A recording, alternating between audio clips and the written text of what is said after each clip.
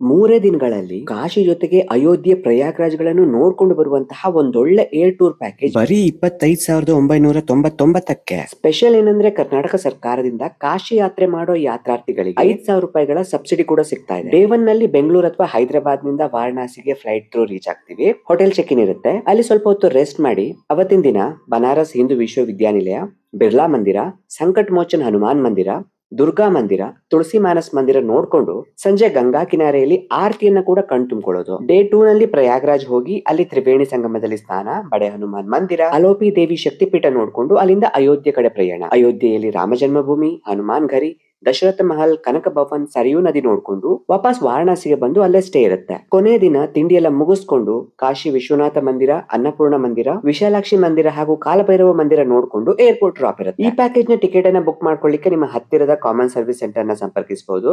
ಹೆಚ್ಚಿನ ಮಾಹಿತಿಗೆ ಡಿಸ್ಪ್ಲೇ ಅಲ್ಲಿ ಕಾಣಿಸ್ತಿರೋ ನಂಬರ್ಗೆ ಕನೆಕ್ಟ್ ಆಗಿ.